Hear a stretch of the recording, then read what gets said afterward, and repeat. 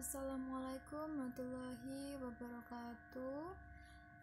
Bertemu lagi kita di pertemuan yang ke-6 ya.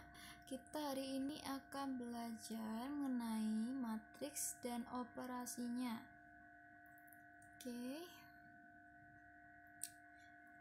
Matriks dan operasinya ini nanti akan saya bahas tentang apa pengertian atau definisi dari matriks itu sendiri, beserta dengan jenis-jenis matriks dan operasi-operasinya. Oke, sebelum kita memulai perkuliahan, jangan lupa untuk mengisi daftar kehadiran dan checklist pada pertemuan 6. Ya, yang sudah saya sampaikan sebelumnya bahwa materi pembelajaran hari ini akan memuat mengenai yang pertama yaitu definisi dari matriks, yang kedua adalah ordo matriks, yang ketiga adalah jenis-jenis matriks, dan yang terakhir adalah operasi matriks. Oke, yang pertama yaitu definisi matriks.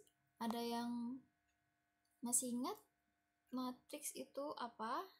Ya, matriks itu adalah susunan bilangan berbentuk persegi panjang yang diatur berdasarkan baris dan kolom yang ditulis dengan tanda kurung. Nah, tanda kurungnya itu ada 3, yaitu tanda kurung yang bentuk seperti ini melengkung, yang kedua kurung siku, dan yang terakhir itu bentuknya double slash gitu ya. Nah, susunan horizontal disebut dengan baris, sedangkan susunan vertikal disebut dengan kolom.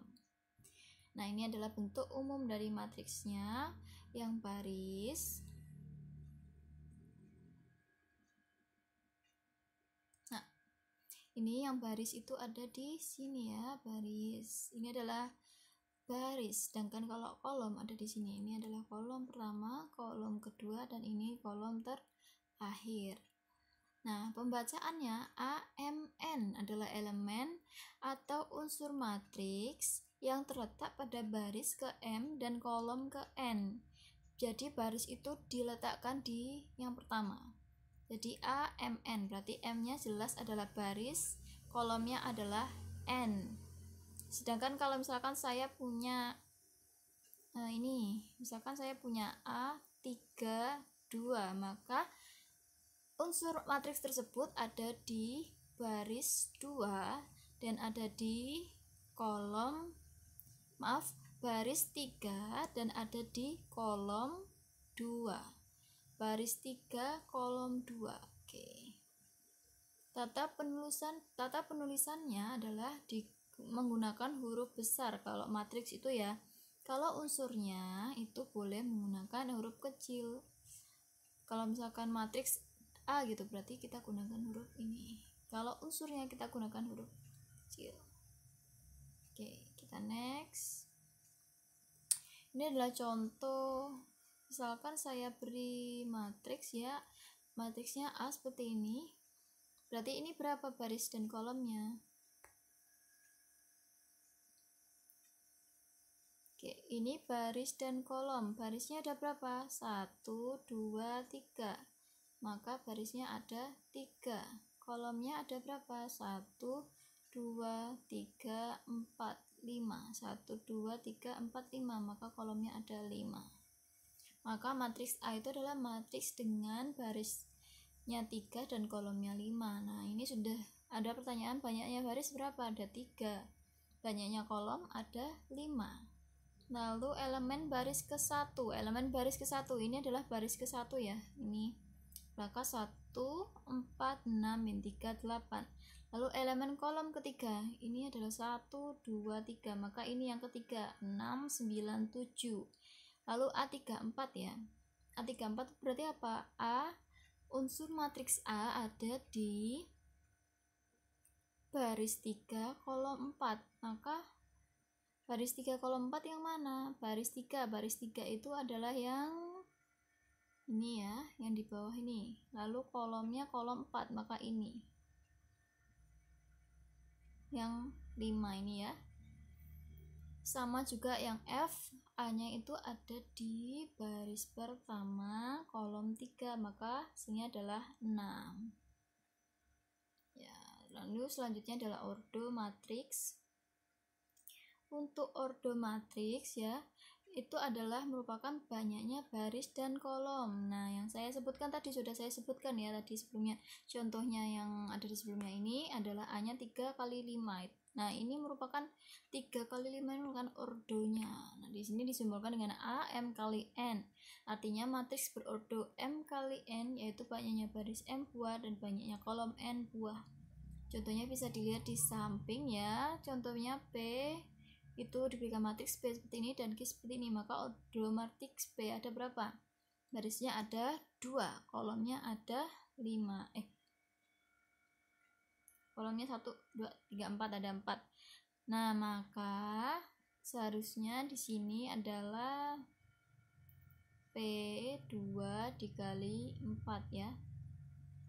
Lalu yang Q barisnya ada 3, kolomnya ada 2, maka Q 3 dikali 2.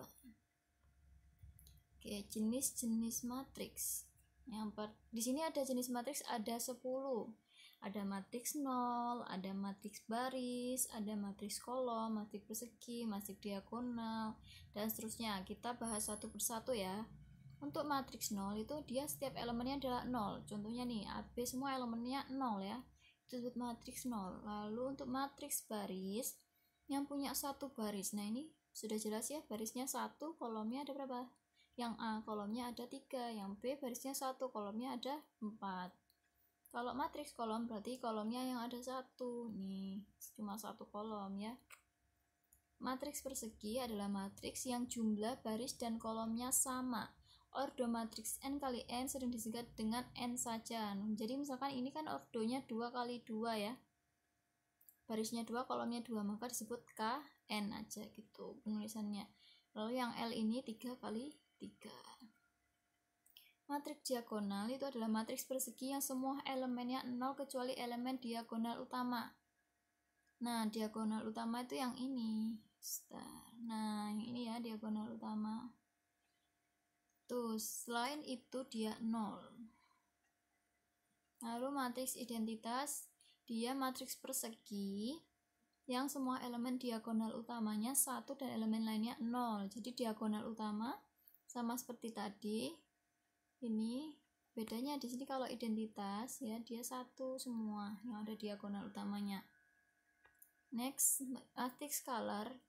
Nah, ini kalau matriks skalar diagonalnya itu sama, tapi dia bentuknya skalar bukan 0 ya. Ini ada 3, 3, 3, min 2, min 2, min 2, dan 5, 5, 5. Yang 8 matriks segitiga atas. Nah, ini adalah matriks yang diagonal bawah, di bawah diagonal utama itu 0. Nah, contohnya ada di A dan B. Yang ke-9 matriks segitiga bawah jika yang atas diagonal elemen atas itu 0. Matriks koefisien adalah, nah ini matriks yang semua elemennya merupakan koefisien dari suatu persamaan linier. Jadi kita bisa merubah persamaan linier ke dalam bentuk matriks. Ini contohnya 2x plus 3y sama dengan 7, min 4x plus 5y sama dengan min 3. Maka matriksnya 2 min 4, 3, 5, terus sebelah kanan adalah 7 sama 3 ya. Begitu juga dengan yang contoh 2, itu sama. Oke, untuk selanjutnya adalah operasi matriks. Jadi di sini ada yang namanya penjumlahan dan perkalian dalam matriks. Kalau penjumlahan itu bisa dilakukan di dalam matriks jika ordonya sama. Misalkan ya A 2 kali 2 dijumlah dengan B 2 kali 2. Nah, ini ada contohnya ya, A 1, 2, 3, 4, B-nya 21, min 21. Itu kan ordonya sama, A-nya punya ordo 2 kali 2, sedangkan B-nya juga punya ordo 2 kali 2. Dia bisa dijumlahkan. Nah, ini adalah sifat-sifat dari matriks penjumlahan. Yang pertama, jika dia dijumlahkan, dia akan komutatif. Berarti dibolak-balik mau A ditambah B atau B ditambah A itu hasilnya sama. Lalu dia juga bersifat asosiatif. Asosiatif maka A ditambah B plus C, itu kurungnya di B plus C, itu kalau dipindah di A plus B kurungnya itu akan sama hasilnya. Terus matriks identitas dari penjumlahan, jika dijumlahkan dengan 0 dia adalah bilangan itu sendiri. Lalu min A adalah matriks inverse penjumlahan, dia memiliki matriks inverse yaitu sebesar min dari matriks awal tadi. Nah, selanjutnya adalah perkalian matriks. Nah, untuk perkalian matriks ini ya, ordonya tidak sembarang ordo yang bisa dikalikan, dia harus punya ordo yang kebalikannya. Misalkan ini saya contoh, bukan kebalikan, maksudnya bisa tengah-tengahnya bisa dicoret ya. Ini kan ada, sebentar, ini kan ada dua matriks A dan B. Jika dikalikan kolom matriks A kiri sama dengan jumlah matriks B. Nah, maka di sini kan harusnya A M kali N kali B N kali B. Lah ini loh yang di tengah-tengah ini ya, kalau matriks itu dia sama angkanya ya, sehingga bisa dikalikan. Itu cirinya dari perkalian matriks. Nah, ini contohnya. Di sini A-nya matriks berapa kali berapa ya? A-nya itu adalah matriks 2 kali 2, sedangkan B-nya matriks berapa? Barisnya ada 2, kolomnya ada 3. Lah ini kan bisa sama, maka nanti hasilnya menjadi matriks AB dengan ordo 2 kali 3. Tuh, di sini sudah deh. Nah, ini ya contohnya, ini contohnya. Yang pertama tadi itu AB-nya 2 kali 3. Lah ini kan barisnya ada 2. Kolomnya ada 1 2 3. Oke, yang contoh 1 A-nya ada berapa? 2, A-nya 2 kali 2, sedangkan B-nya itu barisnya 2, kolomnya 1. Maka nanti hasilnya apa? Hasilnya akan menjadi AB ordonya 2 kali 1. Nah, ini kan barisnya 2, kolomnya 1. Tuh ya. Nah, ini sifat-sifat penjumlahan matriks, dia tidak komutatif, terus asosiatif, distribusi kiri itu A kali B sama dengan A kali B plus C itu sama dengan AB ditambah AC. Distribusi kanan juga sama. Lalu identitas kali A sama dengan A dikali identitas sama dengan A itu sendiri. Terus konstanta dikalikan AB sama dengan konstanta dikalikan A tutup kurung dikalikan B, itu hasilnya sama. Lalu selanjutnya adalah untuk determinan matriks adalah selisih antara perkalian elemen pada diagonal utama dengan perkalian elemen pada diagonal sekunder. Determinan dari matriks A dinotasikan dengan det A atau tandanya itu kurang jelas ya, ini det A atau dia seperti ini. Nah, itu adalah determinan dari matriks. Determinan matriks berordo 2. Lah, kalau berordo 2 tinggal dikalikan sini dulu, A dikali D dikurangi B dikali C. Nah, kalau berordo 3 bagaimana, Bu? Kita menggunakan metode Sarus. Sama, kita kalikan dulu ini ya. Dari yang sini dulu ke arah kanan dulu. Matriks yang di arah kanan dijumlah lalu dikurangi dengan matriks yang ke arah kiri. Itu adalah dengan metode Sarus. Nah, ini adalah hasilnya. Kanan ya A1 1, A2 2, A3 3 ditambah bla bla bla bla lalu dikurangi dengan yang ada di sebelah kiri, matriks yang ada sebelah kiri ya.